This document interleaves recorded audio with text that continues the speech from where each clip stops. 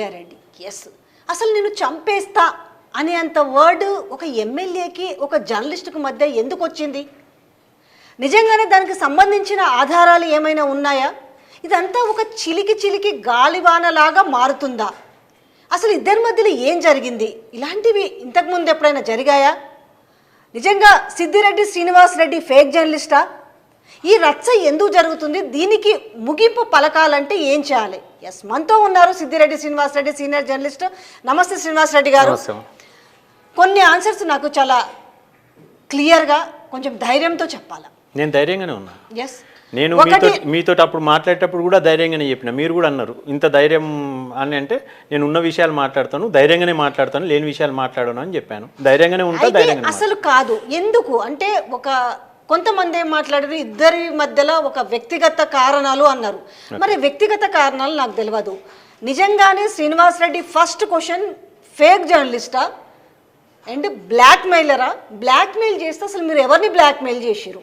Okay, first మీరు ఏంది వ్యక్తిగత కారణాలని చెప్పారు. వ్యక్తిగత కారణాలు ఉంటే వాళ్ళని చెప్పమనండి. వ్యక్తిగత కారణాలు, వ్యక్తిగతంగా ఏమున్నది అనేది వాళ్ళని చెప్పమనండి. ఆ వ్యక్తిగత కారణాలకు సంబంధించిన అంశాలు కూడా చెప్పమంటే నేను చెప్తా, మీరు టైం ఇస్తే చెప్తా. ఆ వ్యక్తిగత కారణాలు ఎక్కడ స్టార్ట్ అని ఏందని అంటే జనాలలో ఒక చర్చ వీళ్ళది ఏందనంటే, మైనంపల్లి హనుమంతరావు అనే వ్యక్తి ఏం చేస్తుంటాడంటే, ఒక వ్యక్తిని క్యారెక్టర్ దెబ్బ కొట్టాలంటే ఫస్ట్ ఇట్లాంటివి చేస్తూ ఉంటాడు, చేసుకుంటూ ఆ క్యారెక్టర్ చేస్తూ ఉంటాడు. ఫస్ట్ ఏ వ్యక్తినైనా ఊరికినే ఎందుకు ఒక క్యారెక్టర్ అసాసినేట్ చేయాలనుకుంటారు? అతని మీద లేనిపోనివి, అటు హనుమంతరావు గారు కావచ్చు, లేకపోతే రోహిత్ కావచ్చు, వాట్ ఎవర్ ఇట్స్, ఎవరైనా రాజకీయాల్లో ఉన్న వాళ్ళు కావచ్చు, మన ఫ్రెండ్స్ కావచ్చు, కో జర్నలిస్టులు కావచ్చు, ఏది లేకుండా ఊరికనే ఎందుకు క్యారెక్టర్ని బ్లేమ్ చేయాలనుకుంటారు? ఓకే, నేను చెప్తాను దానికి కూడా. ఈయన అప్పుడు సోషల్ సర్వీస్ పేరు మీద మెదక్ జిల్లాలో పనిచేసిండు. మెదక్ జిల్లాలో పనిచేసేటప్పుడు వీళ్ళ మిస్సెస్ నాకు తెలిసి బహుశా జనరల్ ఎలక్షన్స్లో పార్టీ టికెట్ తెచ్చుకున్నది, టీడీపీ నుంచో ఏదో టికెట్ తెచ్చుకుంది వీళ్ళ మిస్సెస్. అప్పుడు ఓడిపోవడం జరిగింది, వీళ్ళ మిస్సెస్ ఓడిపోయింది. ఓడిపోయిన టైంలో నేనేందనంటే అక్కడ రాజకీయాలకు నేను బాగా దగ్గర ఉన్న వ్యక్తిని. నేను ఆ రాజకీయాలు మానేసేసి అంటే సోషల్కి సంబంధించిన రైతాంగ పోరాటాలు అనుకోండి, స్టూడెంట్ లైఫ్లో ఉన్నప్పుడు నేను స్టూడెంట్ ఇష్యూస్ మీద నేను బాగా ఫైట్ చేసిన. నేను అది ఎందుకు చెప్పినా అంటే, దీనికి జరగబోయే పరిణామాలు మీరు వినాల్సి వస్తుంది. ఎందుకనంటే చాలా చర్చ జరుగుతున్నది. ఈవెన్ జర్నలిస్టులు కూడా వీళ్ళకి వ్యక్తిగత కక్షలు ఉన్నాయని, జనరల్గా పబ్లిక్ కూడా వ్యక్తిగత కక్షలు ఉన్నాయని చెప్పడం మూలంగా నేను కొంత బ్యాక్గ్రౌండ్కి పోవాల్సి వస్తుంది. మీరు నాకు కొద్దిగా టైం ఇవ్వాల్సి వస్తుంది. దీంట్లో ఏంటంటే ఒక్కటి ఏం చెప్తున్నానంటే, ఉన్నవి వాస్తవాలు చెప్పండి. ఎవరి మధ్యలో సొల్యూషన్ కోసం ప్రయత్నం చేస్తాను. నేను ఎప్పుడైనా నా క్యారెక్టర్ తెలుసండి విజయ్ గారు, నేను ఎప్పుడైనా నా క్యారెక్టర్ ఏందో తెలుసు, జనాలకు తెలుసు, మెదక్ జిల్లా ప్రజలకు తెలుసు. నేను యాక్టివిటీస్ జిల్లా మొత్తం అని ఎందుకు అంటున్నా అంటే, నేను మెదక్ జిల్లాలో సర్వీస్ చేసిన ఆర్గనైజేషన్ పరంగా సర్వీస్ చేసిన రోజులు ఉన్నాయి, రైతాంగ పోరాటాలు చేసినవి ఉన్నాయి, ఇట్లాంటి ఇష్యూస్ ఉన్నాయి. కాబట్టి మెదక్ జిల్లా ప్రజలకు నా క్యారెక్టర్ తెలుసు, ఎక్కువ తెలుసు అని చెప్పి నేను అందుకోసం నేను చెప్పదలుచుకున్నాను. వీళ్ళు పోటీ చేసిన టైంలో వీళ్ళు ఓడిపోవడం జరిగింది. ఓడిపోయిన తర్వాత నేను అంతకుముందే వీళ్ళు ఎలక్షన్స్ అని నేను రాజకీయాలకు దూరంగా ఉండాలనే నిర్ణయానికి వచ్చేసి రాజకీయాలకు దూరంగా ఉండి, నేను ఎందుకు చెప్తున్నా అంటే, స్టూడెంట్ లైఫ్లో కూడా మెదక్లో స్టూడెంట్ లైఫ్ అప్పటి నుంచి చెప్పాల్సి వస్తుంది. మెదక్ స్టూడెంట్ లైఫ్ అప్పుడు కూడా వెస్లీ ఎయిడెడ్ కాలేజ్ కోసం పోరాటం చేసినాం, ఎయిడెడ్ కాలేజ్ తెచ్చుకున్నాం. మెదక్లో డిగ్రీ కాలేజ్ బీఎస్సీ లేకుండే, డిగ్రీ కాలేజ్ BA HPP ఇవే ఉండే గ్రూప్స్. మేము BSc సైన్స్ గ్రూప్ కన్నం రామచంద్రరావుతో ఫైట్ చేసి సైన్స్ గ్రూప్ తెచ్చుకున్నాం. ఇట్లా నా పోరాటాలు, ఉద్యమాలు. తర్వాత నేను మా ఫాదర్ చనిపోవడం, నేను ఊరికి పోవడం, ఆ ఊరికి పోయిన తర్వాత నేను అక్కడ గ్రౌండ్ వాటర్ అనుకోండి, కరెంట్ ఇష్యూస్, ఇట్లాంటి ఇష్యూస్ మీద ఫైట్ చేయడం జరిగింది. ఆ ఇష్యూస్ కరెంటు అప్పుడు చాలా ప్రాబ్లం ఉంటుండే. లేదు, రాజకీయ నాయకులు కాదు, నేను జర్నలిస్ట్గా పనిచేసిన. జర్నలిస్ట్ ఎందుకు విరమించుకున్నా అనేది కూడా చెప్తాను. నేను అప్పుడు నేను బేసికల్లీ RSS ABP నా బ్యాక్గ్రౌండ్. RSSలో పనిచేసిన 1 year తర్వాత పనిచేసిన తర్వాత ABP ఆర్గనైజేషన్ అక్కడ లేదు. ABPలో పనిచేయాలంటే నా 10th కంప్లీట్ అయినాక ఇంటర్లో ABPలో పనిచేశాను.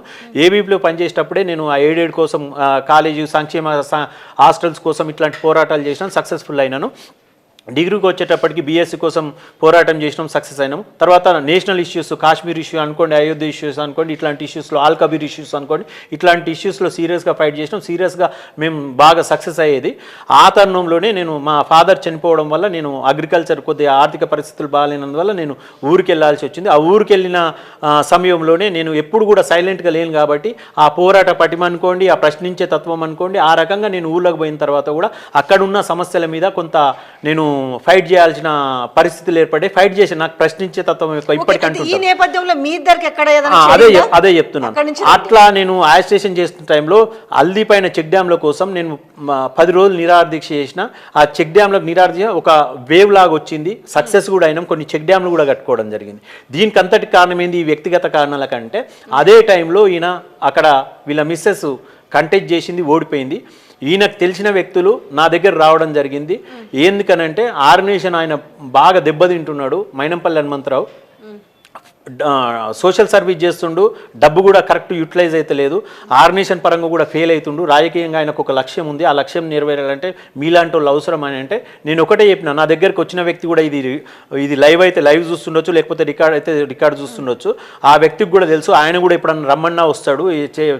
ఆయన చాలా రోజులు నా దగ్గర తిరిగిండు వర్క్ చేయడానికి. నేను చెప్పిన వీళ్ళ ఆర్గనైజేషన్లో మైనంపల్లి హనుమంతరావు నన్ను సంప్రదిస్తే నేను ఉన్న పరిస్థితులలో నా ఫైనాన్షియల్ స్టేటస్ బాగాలేదు అని చెప్పి, పరిస్థితి బాగాలేదని అప్పుడు నాకు 12 ఎకరాల పొలం, ఆ పొలం 2/3 ఫేజ్ కరెంటు ఇష్యూస్, అట్లా నేను ఒక జీతగాడు లేకుండా నేను కష్టపడుకుంటూ హార్డ్ వర్క్ చేస్తున్న టైంలో ఆయన వస్తే నాతోటి కాదు బాబు, నేను రాజకీయాలు వద్దనుకోనే నేను రైతాంగంకి సంబంధించింది కానీ జనాలకు సంబంధించిన ఇష్యూస్ మీద ఫైట్ చేసి నేను నా పని చేసుకుంటాను, నాకు కొంతవరకు సాధ్యమైనంత వరకు ఆ పని చేయాలనుకుంటున్నాను ఫిక్స్ అయ్యి అట్లా చేస్తున్నా అని చెప్పిన టైంలో చాలాసార్లు 3 months తిరిగిండు ఆయన. ఒక్కసారి కలిసిరా కలిసి వస్తే నీకు ఆయన మెంటాలిటీ అర్థమవుతుంది. ఆయన చేసే యాటిట్యూడ్ వల్ల నువ్వు కొంత నీకు ఏదైతే ఉన్నదో సోషల్ ఆర్గనైజేషన్ చేయాలనే తపన ఉన్నదో ఆయన హెల్ప్ చేయడం వల్ల నీకేదైతే లక్ష్యం ఉందో, నీకు ఫైనాన్షియల్ స్టేటస్ లేదు, ఆయనకు ఫైనాన్షియల్ స్టేటస్ ఉంది, నీ మైండ్కు ఆయన ఫైనాన్స్ సెట్ అవుతుంది, అప్పుడు సేవ చేసే రంగం కొద్దిగా ఊపు వస్తుంది, మీకు కొద్దిగా చేయగలుగుతారు, మీరు అనుకున్న లక్ష్యాన్ని చేయగలుగుతారంటే పోయినాను. నేను మైనంపల్లి హనుమంతరావు దగ్గరికి పోయినా. మైనంపల్లి హనుమంతరావు దగ్గరికి పోయినప్పుడు వాళ్ళు మార్నింగ్ నుంచి 7 నుంచి ఉన్నారంట. అంత తెలిసిన వ్యక్తులే. నేను ఎందుకు చెప్తున్నా అంటే అందరు తెలిసిన వ్యక్తులే. మేము పోయినాం 10 నిమిషాలు, ఇప్పుడు మనం స్టార్ట్ చేసినంతసేపు కూడా పోయినాం డైరెక్ట్. ఆయన పోయినంతసేపట్లో కూర్చున్నాడు, వెయిట్ చేస్తున్నాడు, పోయినాం, మాట్లాడినాం.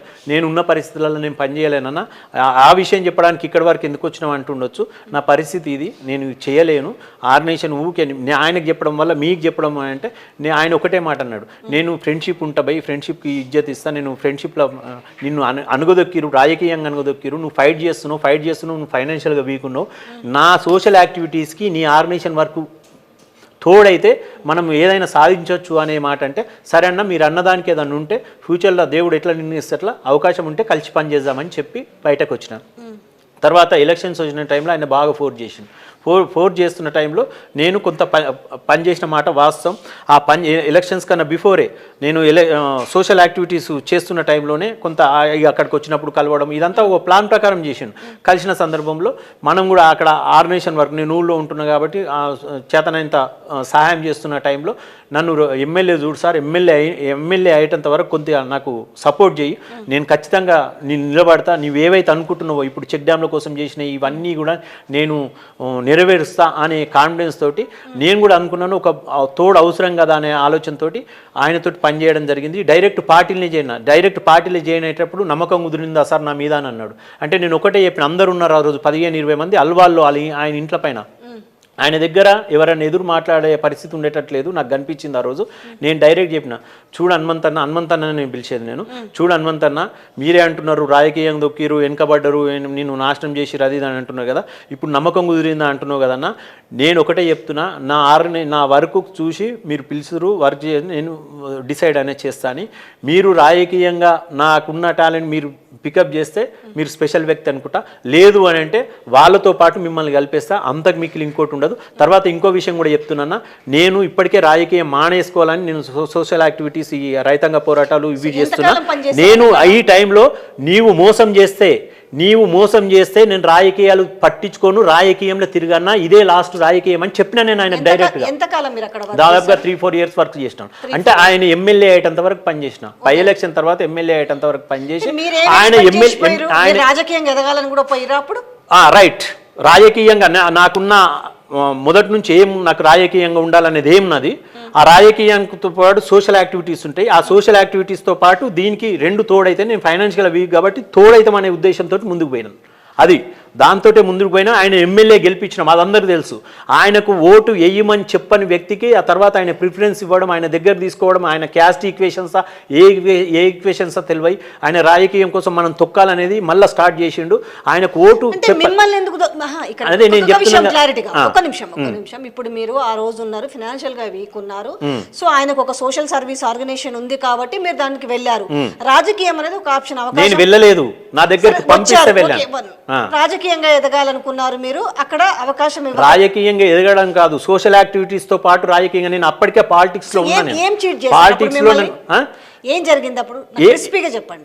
ఏమి జరగలేదు. రాజకీయంగా అక్కడ ఉన్న పరిస్థితుల వల్ల ఆ పార్టీలో ఉన్న వ్యక్తి ఆయన కోటేయమని చెప్పలేదు, ఆయన దెబ్బ పెడతాడని కూడా తెలుసు. నన్ను డౌన్ చేయడానికి అక్కడ ఎత్తులు వేసిర్రు. అక్కడ ఎత్తులు వేసిన టైంలో కూడా ఈయనకు తెలుసు. ఆయన ఒకటే అన్నాడు, ఎన్నైనా భరించు, నేను ఎమ్మెల్యే అయ్యేంత వరకు ఎన్నైనా సాక్రిఫైస్ చేయి, ఎన్నైనా భరించు అని అంటే, నువ్వు నాకు లీడ్ తీసుకొచ్చే ప్రయత్నం చేయి, అది ఎట్లా చేస్తావు ఏం చేస్తావు అనేది నీ మీద నీకు ఫుల్ అతడి అవన్నీ పట్టించుకోక సైడ్ మనం దెబ్బ పెట్టడానికి చూస్తుంటారు అని అంటే కూడా ఆయనకు చెప్పకుండా, ఈయన ఎవరైతే వర్క్ చేస్తలేరో ఆయనకు తెలియకుండా ఆడ లీడ్ తెచ్చే ప్రయత్నం చేసిన ఒక యూనిట్ తీసుకొచ్చి ఆ రోజు లీడ్ ఇచ్చి ఈయనను గెలిపేయడం జరిగింది.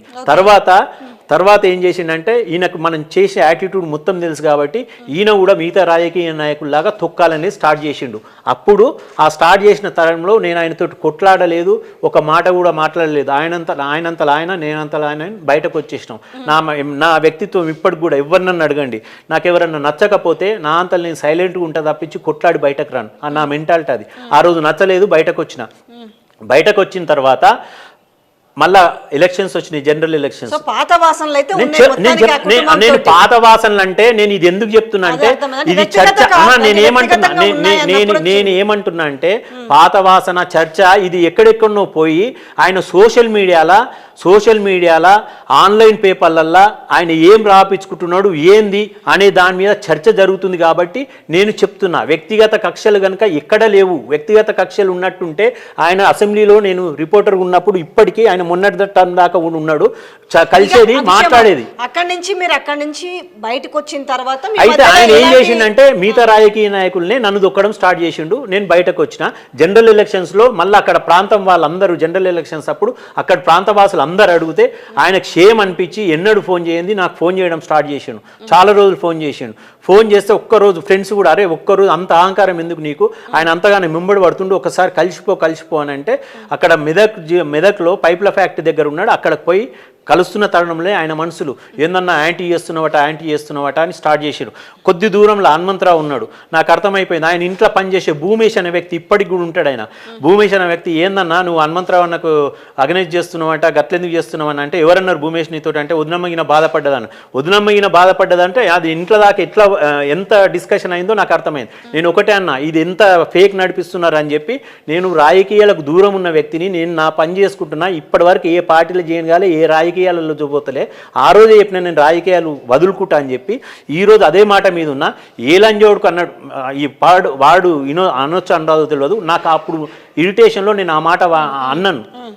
ఏమన్నా అంటే, ఈ రకమైన ఎవడు అసలు మాట్లాడింది అనేసి ఆయనకి ఇనొచ్చేటట్టే అన్నాను. ఆయనకు అర్థమైంది నా కోపం, నా వర్షన్ అర్థమై వచ్చి భుజం మీద చేసి, లేదు సార్ నువ్వు కోపం మీద ఉన్నావు, ఎవరు ఏమనలేరు, నువ్వు యాంటీ ఏం చేస్తావు, నువ్వు రాజకీయాలు వద్దనుకున్నావు, కానీ నేను ఇప్పుడు చెప్తున్నా రాజకీయాలు చేయి, అది ఏదో మిస్టేక్ జరిగింది ఇప్పుడు చూడు అని చెప్పి. లేదు, ఆ మధ్యలో నేను చెప్పినాం కదా, నేను కొద్ది రోజులు మెదక్లో పనిచేశాను. తర్వాత ఫైనాన్స్ మా నాన్న చనిపోవడం వల్ల నేను ఊరికి వెళ్ళడం వల్ల సయోధ్య ఏం లేదు. ఆ రోజు చెప్పి బయటకు వచ్చేసిన, నేను ఎట్టి పరిస్థితుల్లో చెయ్యన్నా, నేను చెయ్యను, రాజకీయాలు వద్దనుకున్నా. నేను చెప్పిన ఆ రోజే, మళ్ళీ మీరు మోసం చేస్తే నేను రాజకీయాలు వదిలిపెడతాన్నా, నేను ఇప్పటికీ అదే మాట మీద కట్టుబడి ఉన్నా అని చెప్పి అదే మాట తనకి రిపీట్ చేసి బయటకు వచ్చేసిన. తర్వాత చాలా సందర్భాల్లో ఆయన ఎమ్మెల్యే అయ్యిండు. ఇక్కడ నేను స్టేట్ మీడియాకి వచ్చిన. నేను 2011లో స్టేట్ మీడియాకి వచ్చిన. స్టేట్ మీడియాకి వచ్చి నేను అక్రిడేషన్ ఉంది నాకు స్టేట్ మీడియా 2011 నుంచి, అసెంబ్లీ పాస్ ఉంది 2011 నుంచి. ఈరోజు అది మళ్ళీ తర్వాత చెప్తా, అది మళ్ళీ కొద్దిసేపు అయినాక చెప్తా. ఇది హనుమంతరావుది ఇది అయిపోయింది. తర్వాత ఆయన ఎమ్మెల్యే అయ్యిండు. మళ్ళీ పోయిన టర్మ్లో కూడా ఎమ్మెల్యే ఉన్నాడు. నాకు వ్యక్తిగత కక్షలు ఉంటే ఆయన నాతోటి ఎందుకు మాట్లాడతాడు, నేను ఆయనతోటి ఎందుకు మాట్లాడతాం. నేను చాలా సందర్భాల్లో మాట్లాడుకున్నాం. నేను పనిచేయని చెప్పి బయటకు వచ్చిందే ఉన్నది. తర్వాత నాకు కరోనా వచ్చిన టైంలో నేను అప్పుడున్న పరిస్థితులలో హరీష్ అన్నకు రిక్వెస్ట్ చేసుకుని హరీష్ అన్న హాస్పిటల్లో జాయిన్ చేసిండు, హరీష్ అన్ననే ఇది చేసిండు. ఆ వీడియో నేను చెప్తా. అదే టైంలో హనుమంతరావు గారు కూడా ఫోన్ చేసి హాస్పిటల్ ఉన్నప్పుడు, ఏం సార్ మేమంతా చచ్చిపోయినాం అనుకున్నా, ఒక ఫోన్ లేదు ఏం లేదు అని అన్నాడు. అన్న నాకు ఆ సిచ్యువేషన్లో ఇక ఉన్న పరిస్థితులలో నేను ఏం చేసిన ఏందో తెలియదన్నా, మొత్తం మీదనైతే హరీష్ అన్న కాపాడిండు, నేను హాస్పిటల్లో ఉన్న ట్రీట్మెంట్ అందులో ఎందుకు డివైడ్ చేస్తున్నాను అంటే, ఒకటి ఆ వీడియో అప్పుడు మీరు రిక్వెస్ట్ పంపించారు కదా ఒక వీడియో చేసి హాస్పిటల్ నుంచి, ఆ వీడియోని ఇప్పుడు సోషల్ మీడియాలో పోస్ట్ చేసి దాని కింద రోహిత్ ఇట్లా చంపేస్తానన్నాడు, దాడి చేశాడు అనేది మీరు క్యాప్షన్ పెట్టి పెట్టారంట. ఇది ఎంతవరకు సమంజసం అనేది కూడా నేను చెప్తున్నామా, నేను ఏ దేవుని మీద, నేను దేవుణ్ణి అమ్మవారిని నేను చెప్తున్నాను కదా, నేను అమ్మవారిని నమ్ముతా, దేవుణ్ణి నమ్ముతా, నేను ఇట్లాంటి లుచ్చ పనులు చేయ దబ్బున నేను మనిషిని ఏదన్నా తెలియక చేసినా నా వల్ల మిస్టేక్ అయిందని చెప్తా. ఇది సోషల్ మీడియాలో ఎవరు నడిపించారు ఏందనేది నాకు తెలియదు. కాకపోతే నేను ఈ విషయం కూడా చెప్తున్నా, ఊరికెళ్ళి ఫోన్ చేసిరు, ఊరికెళ్ళి డీలర్ షేకులు అని దామరంచ విలేజ్కి వెళ్ళి ఫోన్ చేసిరు. మళ్ళీ ఏమైంది, ఏ హాస్పిటల్ ఉన్నవని ఫోన్ చేస్తే నాకేమైందా, ఏం కాలేదు, నిన్న ఇన్సిడెంట్ అయింది అంతే తప్పించి ఎలాంటిది లేదు, నిన్న ఆయన బెదిరించేసిండు కానీ అంత తప్పించి నాకు దెబ్బలు ఏం లేవు ఏం లేదు అని నేను చెప్పిన. చెప్తే మరి వీడియో వచ్చిందని అంటే ఆ వీడియో పంపినాకనంటే ఆయన పంపించిన వీడియో కదా మీరు కూడా దానికి ఇది నేను పెట్టింది కాదు అని మీరు ఖండించు బాగుండేది కదా. నేను పెట్టలేనప్పుడు అది జరిగిన మాట వాస్తవము. వీడియో ఒకటే పెట్టిరు, అది కూడా మీరు గమనించాలా. ఆయన వాళ్ళు ఎవరైతే పెట్టిర్రో ఆ పెట్టిన వ్యక్తి ఏం చేసిండంటే సబ్జెక్టు పెట్టిండు, నేను ఈ జరిగిన సంఘటనను నేను ఫేస్బుక్లో పెట్టుకున్నా, నాకు ఈ న్యాయం జరిగే పరిస్థితి కనిపిస్తలేదు, పేపర్లో రాసే పరిస్థితి లేదు, జర్నలిస్ట్ సంఘాలు ఖండించే పరిస్థితి లేదు. ఇప్పుడు అసలు జరిగిందేంటి అంటే మీరు చెప్పారు నాకు, ఓకే, సో నేను కూడా తమ్ముళ్ళు అదే పెట్టాను అనుకోండి. అంటే వాస్తవాలు ఎవరేంటి అనేది తెలియాలనేసి అక్కడ చాలా మంది జర్నలిస్టులు ఉన్నారు, ఎందుకు ఖండించలేదు ఒకటి. రెండో విషయం, తర్వాత మీకు ఏ జర్నలిస్టు సంఘాలు ఎందుకు సంఘీభావం కొలకలేదు. మూడోది, ఇప్పుడు ఉన్న ప్రూఫ్స్ ఏంది, మీరు కేసు పెట్టారంటున్నారు, ఎందుకు అసలు ఏం జరిగింది అక్కడ పాయింట్ టు పాయింట్ చెప్తే దానికి ఏంటి నమ్మకం ఏంటి, ఒక దానికి ఒక ప్రూఫ్ ఉండాలంటే ఏంటి చెప్పండి. రైట్, మేము ఆ రోజు అన్ని రివ్యూస్ అవుతున్నాయి, రేవంత్ రెడ్డి గారు ఆ రోజు రివ్యూస్ తీసుకుంటున్నారు, మేము కూడా జర్నలిస్టులు చాలామంది ఉన్నాము. ప్రింట్ వాళ్ళు కొద్దిగా సాయంత్రం అయిన తర్వాత వాళ్ళు తొందరగా వెళ్ళిపోతారు, ప్రింట్ వాళ్ళు కొంత తొందరగా వెళ్ళిపోయారు, సీనియర్ జర్నలిస్టులే ఉన్నారు అక్కడ, కొంతమంది వెళ్ళిపోయారు. అప్పటికి కూడా ఇంకా 10-15 మంది వరకు ఉండి ఉంటాం మేమందరము. ఆ రోజు కొంతమంది అంతకుముందు కొంతమంది జర్నలిస్టులు కలిసారు, కలవని వాళ్ళు ఉంటే కలుస్తారు అని అంటే మేము కొంతమంది వెయిట్ చేసినాం. వారు ఆ రోజు రష్ బాగుంది అక్కడ, రివ్యూస్ వాళ్ళు కూడా టైర్డ్ అయ్యారు, రేవంత్ రెడ్డి గారు కూడా టైర్డ్ అయ్యారు. ఆ పోతున్న తరుణంలో మమ్మల్ని లోపలికి పంపించే టైంలో రేవంత్ రెడ్డి గారు బయటకు వచ్చి కలుస్తున్న సందర్భంలో అక్కడ రష్ క్రౌడ్ ఎక్కువ ఉందని చెప్పి నేను కొద్దిగా ప్లేస్ అంటే జనాలు తక్కువ ఉన్న దగ్గరికి జస్ట్ ముందటికి పోయినా అక్కడ కలవచ్చు అని చెప్పి జస్ట్ ముందటికి పోయినా వారికి విషయం చెప్పినాము. కొత్త గవర్నమెంట్ కొత్త సీఎం కాబట్టి విషయం చెప్పి నేను జస్ట్ చేతులు చేసి విషయం చెప్పి కొద్దిగా పక్కకు జరిగిన మిగతా వాళ్ళు కలుస్తారని. పక్కకు జరిగి వారు రేవంత్ రెడ్డి గారు 2 అడుగులు ముందటికేసారో లేరో మీరు సీసీ ఫుటేజ్ తెచ్చుకుంటే కూడా నేను చెప్పింది వాస్తవమా తప్ప అనేది అన్న కూడా తెలుస్తుంది. నేను జస్ట్ వారు 2-3 అడుగులు ముందటికేసారు, అంతా కూడా వారి బందోబస్తు కానీ అందరూ కూడా అదే మూడ్లు ఉన్నారు, కలవాల ఆయన బందోబస్తు దాంట్లోనే ఉన్నారు, ఎవ్వరు కూడా వేరే ఆలోచనలు లేరు. ఆ టైంలో ఈ రోహిత్ అనే వ్యక్తి మరి నేను అప్పటి నుంచి పొద్దున్న నుంచి కూడా అక్కడనే ఉన్నాం కానీ ఇప్పుడు తారసపల్లె. ఈ రోహిత్ అనే వ్యక్తి మాత్రం నేను ఫస్ట్ టైం ఆయన చూడడము, ఇంత అంటే సోషల్ మీడియాలో చూసింది పేపర్లలో చూసిందే కానీ ఆయన ఫేస్ టు ఫేస్ డైరెక్ట్ ముఖాముఖిగా అదే రోజు ఫస్ట్ టైం వచ్చి చేతిలో ఇట్లా భుజం మీద చేసి ఇట్లా దీన్ని బిగిత పట్టుకుంటా ఇట్లా చేతేసి ఏం రా నువ్వు నా గురించి ఏం తెలుసు అని మాట్లాడినవరా, డిబేట్లు ఏం మాట్లాడినవరా నా గురించి, నువ్వు తోపు జర్నలిస్ట్ అనుకుంటున్నావారా, ఏం మాట్లాడినవరా అని అంటున్నాగానే చూడు రోహిత్ నీవు చిన్న ఏజ్లా నేను ఇదే మాట చెప్తున్నా, నేను ఎక్కడంటే అక్కడ ఏ గుడి మీద అంటే ఆ గుడి మీద ప్రమాణం చేస్తా, వాళ్ళ లెక్క దొంగ ప్రమాణాలు కాదు, నేను నమ్మి చెప్తున్నా, నేను నమ్మి చెప్తున్నా, నేను వేరే రకంగా కూడా కాదు, నేను ఎప్పుడైనా నిజమే చెప్తా. ఇంకోటి తప్పు జరిగితే తప్పు జరిగిందని కూడా ఒప్పుకుంటా, సారీ చెప్పాల్సి ఉంటే చెప్తా కూడా, కానీ జరిగిన వాస్తవం చెప్తున్నా. దీనికి నానా రకాలుగా ఒక్కొక్కటి ఏదో మాట్లాడుతున్నారు కాబట్టి నేను మళ్ళీ ఒకసారి చెప్పదలుచుకున్నా. ఆయన ఆ మాట అంటున్నాగానే నేను ఒకటే, నీకు ఫ్యూచర్ ఉన్నది చిన్న ఏజ్లో, చాలా చిన్న ఏజ్, ఎందుకంటే నాకు తెలుసు ఆ పదవి రావడము, అది మేము ఏ స్టేజ్ వరకు పోయినాము, మేము ఎక్కడ దెబ్బతిన్నాము ఏందనేది ప్రతి ఒక్కటి నేను పాలిటిక్స్ గమనిస్తున్నా.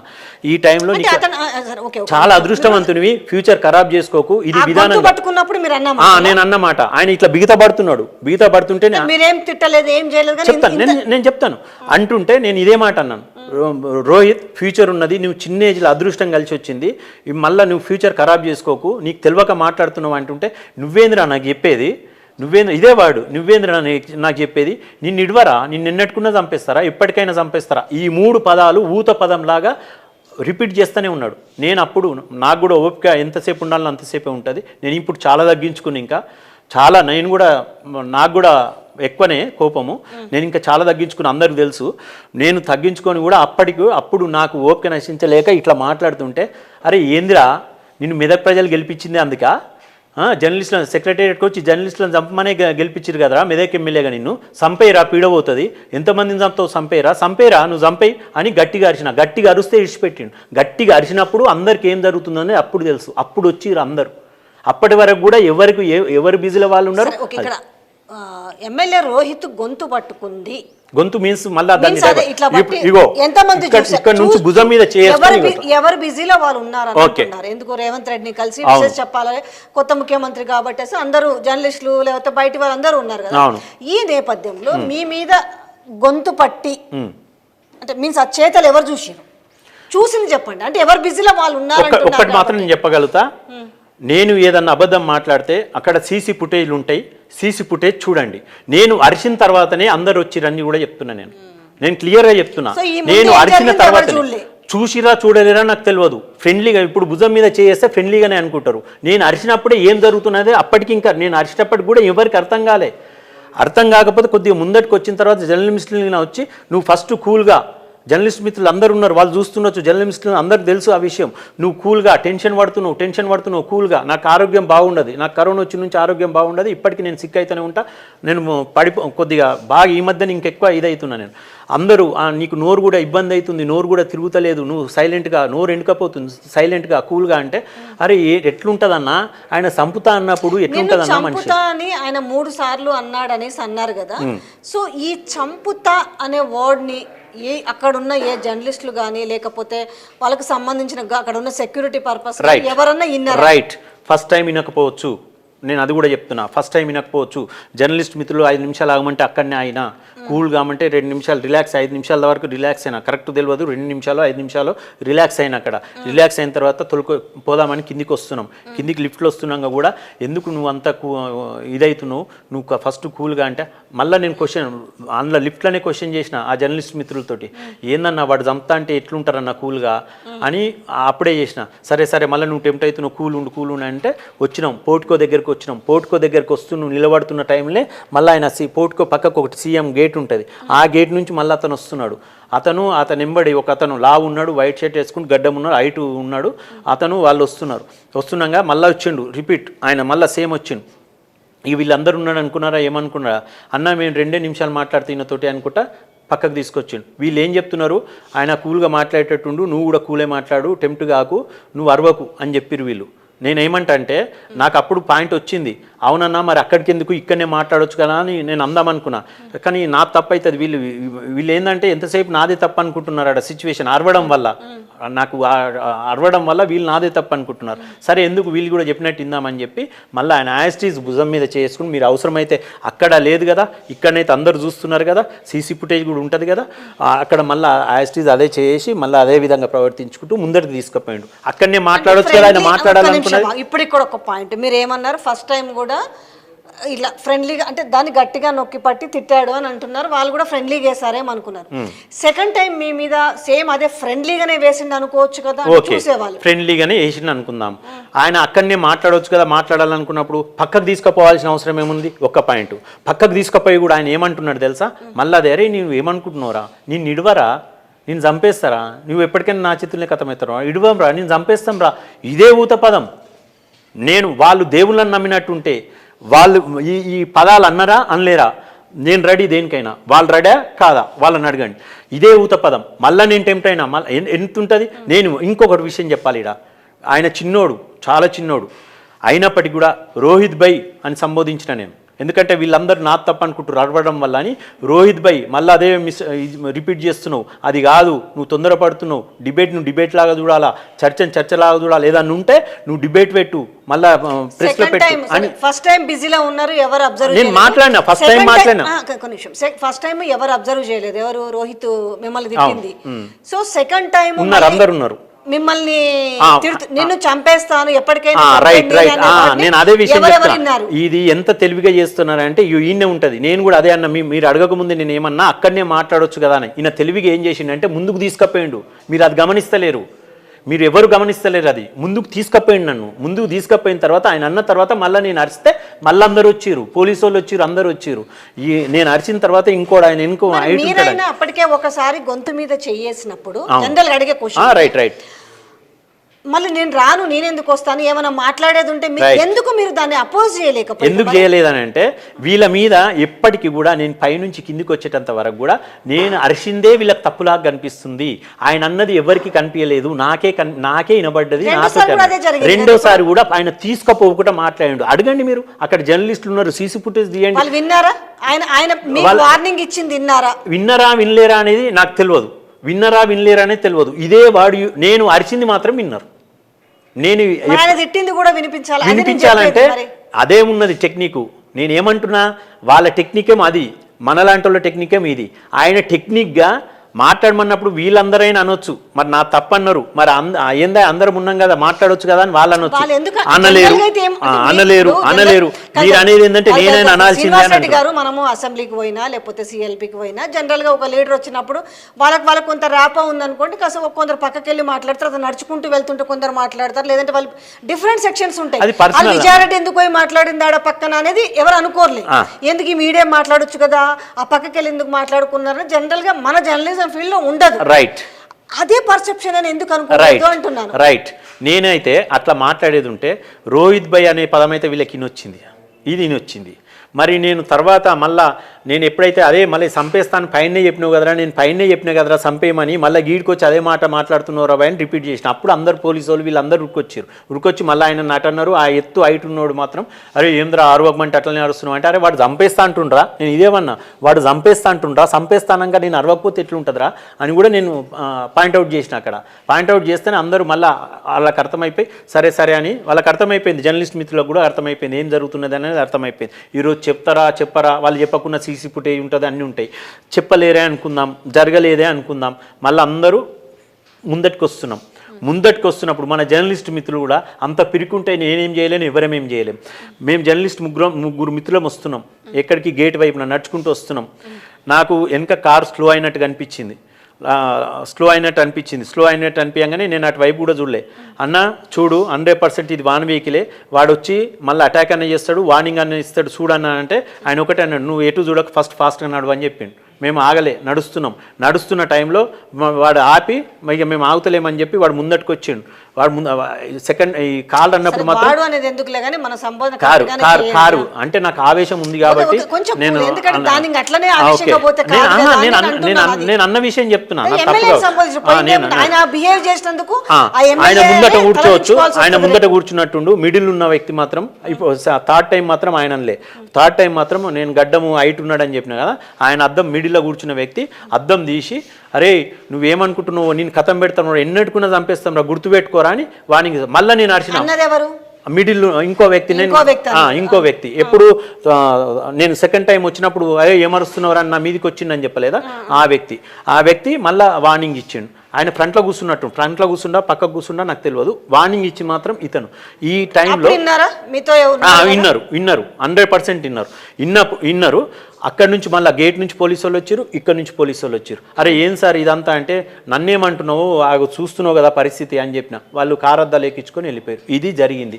బయటకు వచ్చినాక పోలీస్ కంప్లైంట్ ఇద్దామని చెప్పి నేను డిస్కషన్ చేసిన. అక్కడ డిస్కషన్ చేస్తే కొంతమంది ఏమో వద్దు అన్నారు, కొంతమంది ఏమో ఇవ్వాల్సిందే, రేపు ఎవరికి ఇంతమందినే ఇంత జరిగింది ఇవ్వాల్సిందే అని అన్నారు. అందులో ఒక వ్యక్తి భయపడ్డ వ్యక్తి, నా పేరు కూడా ఉచ్చరించని వ్యక్తి, పేరు కూడా ఉచ్చరించకమన్నాడు ఆయన. ఆ వ్యక్తి అంటే రేపు ఎవరికేం జరుగుతుందో ఆ వ్యక్తి అన్నప్పుడు నేను ఒకటే అన్నా, నాకు సిచ్యువేషన్ ఆయన ఒకటి ఏమన్నాడంటే, అరే కేటీఆర్ హరీష్ రావునే వాళ్ళు సీఎం ఉన్నప్పుడే వాళ్ళు ఈయనేం బీకలేకపోయారు, నువ్వేం బిక్తావు నేనేం బిక్తావు అని అంటే, నాకు సిచ్యువేషన్ అర్థమయ్యి నేను ఒకటే అన్నా నేను ఫైట్ చేసుకునేది నేను సింగిల్ గా ఫైట్ చేసుకుంటాను కదా. ఆ రోజులో కొందరు చాలా మంది మొరుగుతుంటాయి, మాట్లాడే వాళ్ళు తిట్టే వాళ్ళు తిడుతుంటారు. కొందరు ఏంటంటే వాళ్ళు రాజకీయాల్లో ఉన్నారు కాబట్టి వాళ్ళ గౌరవాన్ని తగ్గించుకోలేక సో కామై ఉంటుండొచ్చు. చేతగానితనము ఆ రోజు కేటీఆర్ నో లేకపోతే సీఎం నో మాట్లాడినారంటే అది చేతగానితనం అని ఎందుకు అనుకోవాలా? రైట్, నేను కాదంటలేను. ఎదుటి వాళ్ళు చెప్పిన వాళ్ళకు భయపెట్టే ప్రయత్నం చేసిన వాళ్ళకి నేను ఇప్పుడు చెప్పాను. మనమే చూస్తుంటాము, మనం జర్నలిస్టులు అందరం కలిసి ఉంటాము. ఒకడు జర్నలిస్ట్ ఉన్నాడు, వాడు జర్నలిస్ట్ అని చెప్పుకొని తిరుగుతాడు. మనం ఎల్పీలో చూస్తుంటాము, సెక్రటేరియట్లో చూస్తుంటాము. వాడు జర్నలిస్ట్ కాదు, మన కాదు. నేను చెప్తున్నా, నేను దానికి ఉదాహరణ చెప్తున్నా. వాళ్ళు ఏం చేస్తుంటారంటే నీలాంటి వాళ్ళను నాలాంటి వాళ్ళను ఆడ మనం ఏదైనా చర్చ మాట్లాడుతుంటే చర్చలాగా చూడకుండా అది డిఫరెంట్ కోణాలకు తీసుకుపోతాడు. వాడిని నెత్తి ఉండదు, కత్తి ఉండదు, వానికి పెత్రిక ఉండదు, ఒక ఛానల్లో పనిచేయడు, ఏం చేయడు. వాడు అంతా డిఫరెంట్ క్యారెక్టర్. మనం ఏమనుకుంటాము, వాని పాపాన వాడు పోతాడు అనుకుంటాము, వాడు పంది ఆ మార్క మనం ఎందుకు అనుకుంటాం. వీళ్ళు కూడా అట్లా అనుకోవచ్చు, మన తప్పేం లేదు, ఎవరైనా అనుకుంటాం. అయితే మీరు ఒకటి అంటే మనకి ఇప్పటికి కూడా ప్రజాస్వామ్యం ఉంది లేదనంటే పాత దగ్గర అంటే అప్పట్లో ప్రజాస్వామ్యం లేకపోయినా ఇప్పుడన్నా ప్రజాస్వామ్యం ఉంది అని మాట్లాడుకుంటున్న నేపథ్యంలో జరుగుతుంది అదే కదా. ప్రభుత్వం మరొక 10 రోజులు అవుతుంది, అప్పుడు 2-3 రోజులే అనుకుంటాం కదా. మీకు జరిగే అంతే కదా. అంతే, నాకు 11th రోజు జరిగింది ఇన్సిడెంట్. అయితే మీరు ఎందుకు CCTV ఫుటేజ్ ని ఎందుకు డిమాండ్ చేయలేదు? ఓకే, నేను చెప్తాను దాన్ని కూడా. ఆ రోజు వీళ్ళు వద్దన్న తర్వాత బహుశా నాకు 8:30 9 అయినట్టుంది, ఇది 9:30 అయింది. ఇక నేను ఎవరు సపోర్ట్ మీన్స్ వీళ్ళు భయపడుతున్నా అనేది నాకు అర్థమైంది. నేను ఇంటికి వచ్చేసిన. ఇంటికి వస్తున్నాగానే మీరు నమ్మరు, నేను ఇంకా టెన్షన్ నుంచి దాని నుంచి పోలే. ముందట నేను ఫస్ట్ టైం నా పరంగా మిస్టేక్ జరగడము, ముందట ఒక స్కూటర్కు నా కారు డాష్ ఇచ్చింది. అంటే ఏం కాలేదు ఆయనకే, కానీ తలిగింది. అంటే నేను ఎంత టెన్షన్గా ఉన్నా ఏమున్నా అనేది. ఒక వ్యక్తి చంపుతా అన్న తర్వాత ఎట్లుంటాం. ఆ టైంలో నేను ఇంటికి వెళ్ళిపోయిన తర్వాత బాగా ఆలోచించిన, ఏంటంటే ఇంత ఇన్సిడెంట్ జరిగింది, నేను నాది చెప్పుకోవాల్సిందే.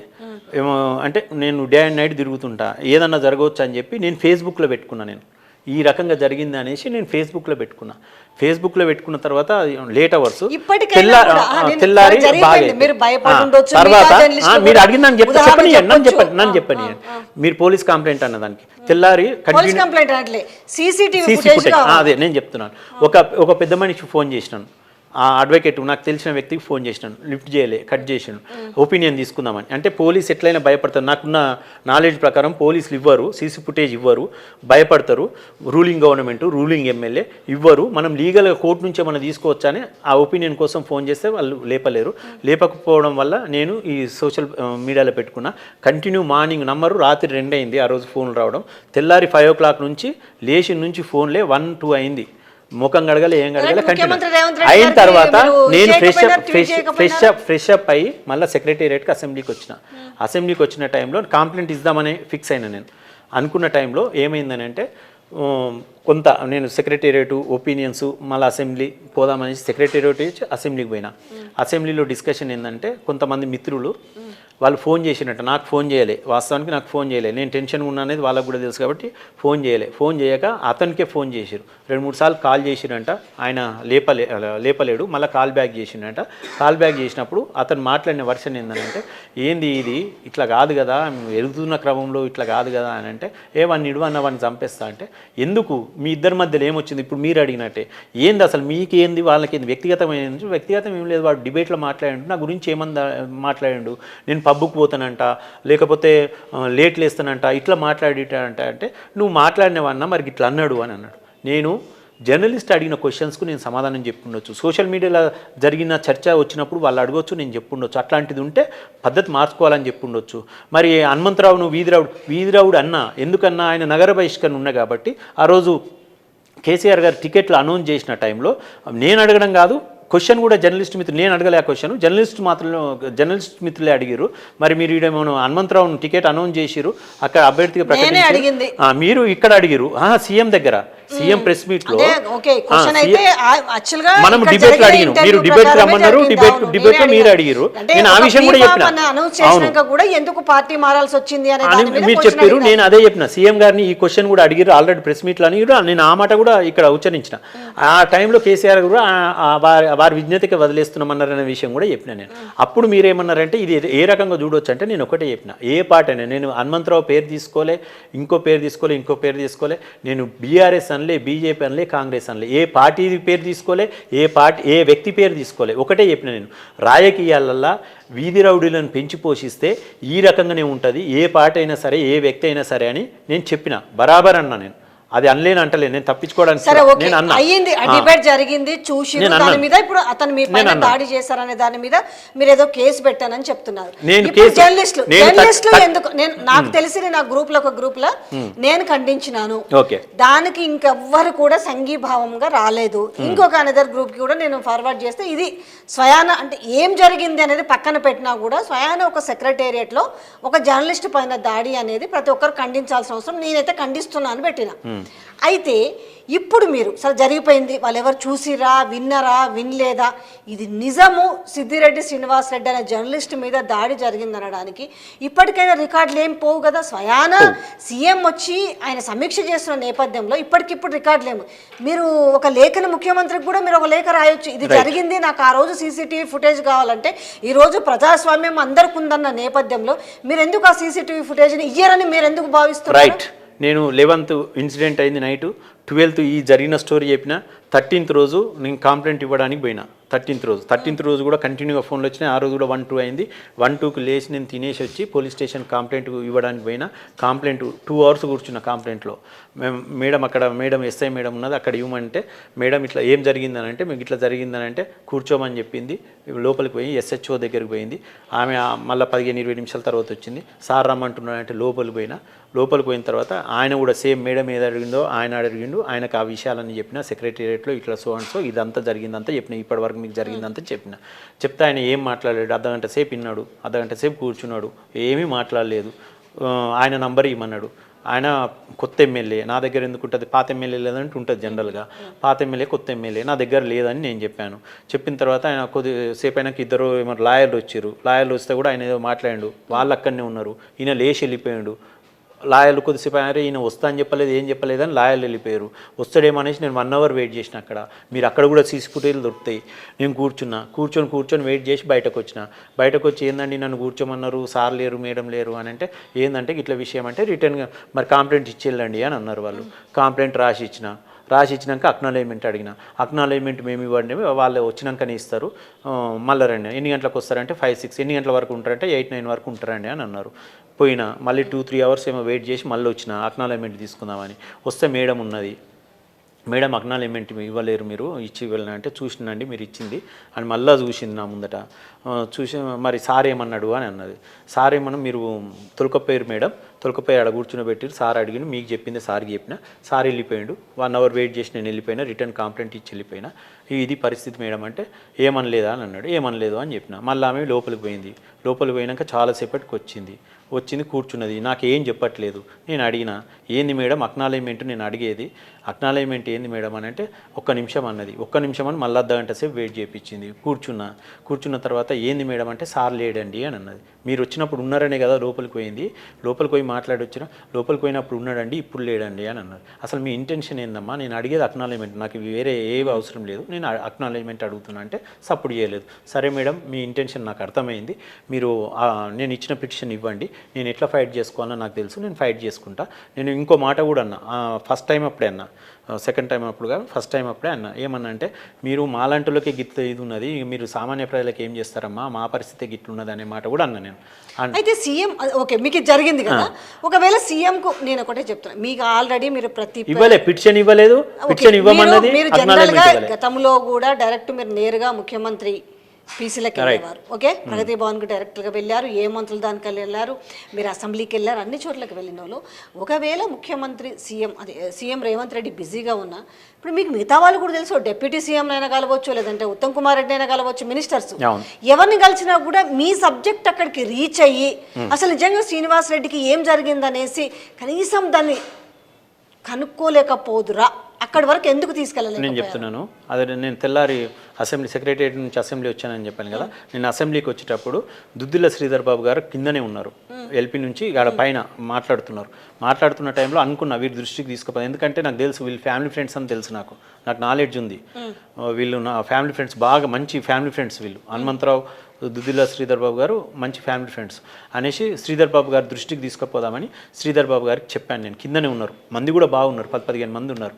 నేను అన్నాను, అన్నకి ఇట్లా అయింది నిన్న ఇన్సిడెంట్ అంటే, అరే వారు కలిసిరు నాకు, ఈ ఇన్సిడెంట్ కన్నా ముందు 1.5 hour ముందు సెక్రటేరియట్లో కలిసిరు కలిసిరు వాళ్ళు వచ్చారు. మరి నిన్న కలిసినాం కదా ఏమనలేవు కదా అన్నాడు. మీరు వచ్చినాక 1.5 hourకి అయిందన్న ఈ ఇన్సిడెంట్ అని చెప్పిన.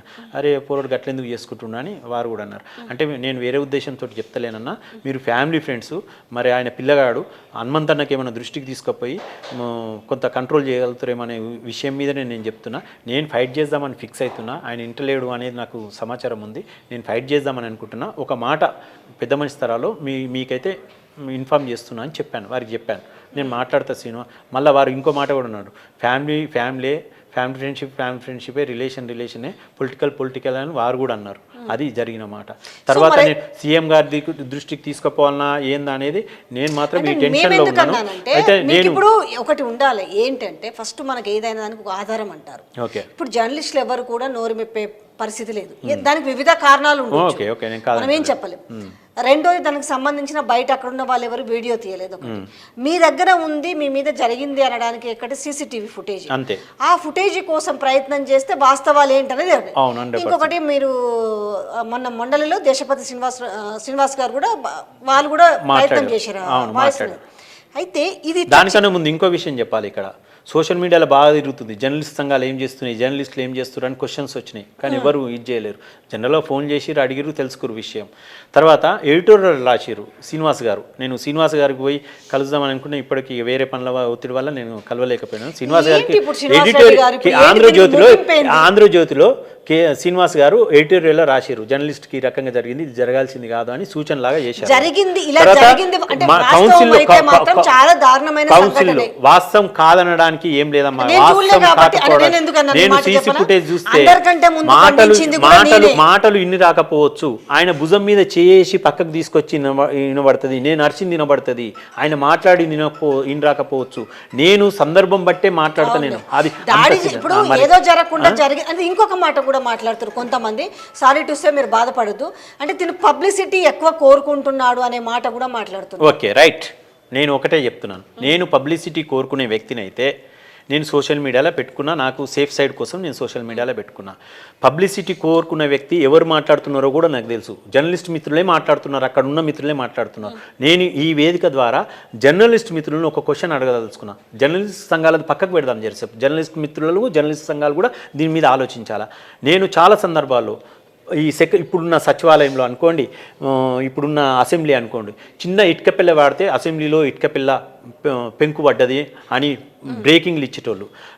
సచివాలయంలో చిన్న ఫైలు దగ్ధమైతే, లేకపోతే మంట వస్తే, ఎక్కడనో చెత్త కుప్ప వెళ్తే సచివాలయంలో మంట అనేది వచ్చిన సందర్భాలు మనం చూసినాం. ఇంతమంది జర్నలిస్టుల ముందట, ఇంతమంది పోలీసు వాళ్ళు, ఇంతమంది జనాల ముందట ఆ ఇన్సిడెంట్ జరిగితే నేను షేన్ అవుతాను. నాకు లేదా ఆలోచన, వాళ్ళకు ఉన్నది కాబట్టి ఆ వార్త రాయలేరు. నేను ఈరోజు చెప్తున్నా, మీరు అడిగిరు కాబట్టి చెప్తున్నా, నేను షేన్ అవుతా, నాకు పేరు వస్తుంది అనే ఆలోచనతోటి వాళ్ళు వార్త రాయలేరు. నేను షేన్ అవుతా అని నాకు ఎందుకు ఉంటుంది, పబ్లిసిటీ చేసుకోవాలనే వ్యక్తి ఉంటుంది. నేను జర్నలిస్ట్ సంఘాలను, జర్నలిస్టులను ఒకటే క్వశ్చన్ అడుగుతున్నా. ఇంత రాత్రి 9-10 గంటల దాకా సీఎం పోయేదాకా ఉండేటోళ్ళు, కెమెరాలు పెట్టుకొని ఉండేటోళ్ళు, నా పేరు ఉచ్చరించకున్నా పర్వాలేదు, శ్రీనివాస్ రెడ్డి అనేది పక్కకు పెట్టండి. అక్కడ ఒక జర్నలిస్ట్ అంటే మనకు ఏమవుతుందేమో, జర్నలిస్ట్ అనే పేరు పక్కకు పెట్టండి.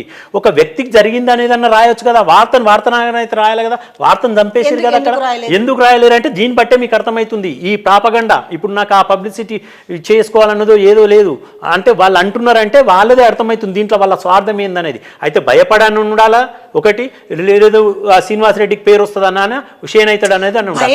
మరి ఇంకేంది, మరి మీరు చెప్పండి, మీరు కూడా సీనియర్ జర్నలిస్టే కదా. నేను విజయ్ గారు నేను ఒకటే అడుగుతున్నా, మీరు కూడా సీనియర్ జర్నలిస్టు, మీరు చెప్పండి. నేను పిలిచి కూర్చోబెట్టానంటే భయపడతామా? నేను ఏమంటున్నా, మీరు సీనియర్ జర్నలిస్టు, ఇది ఎంతవరకు నిజం చెప్పండి ఫస్ట్.